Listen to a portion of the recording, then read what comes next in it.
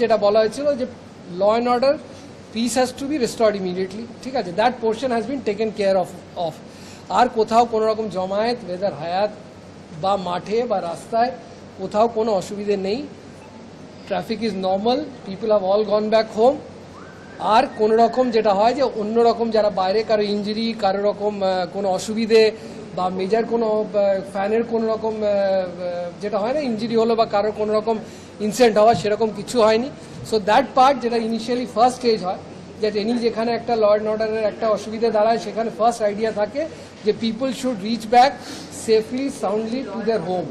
That part has been catered to, everybody has safely gone back. এখানেও যারা আছেন traffic আপনারা দেখতে পাচ্ছেন একদম নর্মাল আছে, কোনো রকম আর্সন, কোনো ভাঙচুর বাইরে ওরকম কিছু হয়নি।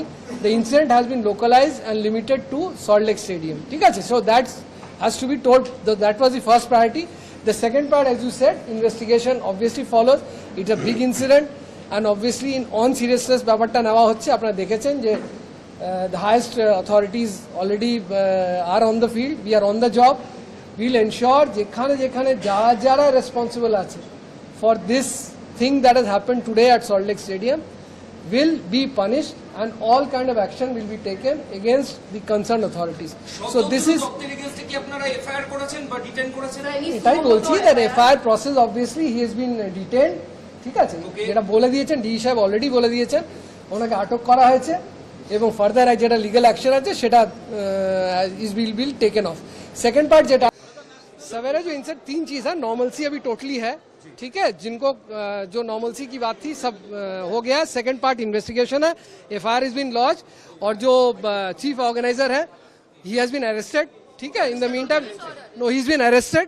And the third part as I am telling कि क्या रिस्पॉन्सिबिलिटी है, इंक्वायरी कमेटी की जाएगी और inquiry yes he is been arrested, ठीक है। हाँ No. Again, I'm telling you, they are promising that they will return. We'll see how it can be done. Arrested.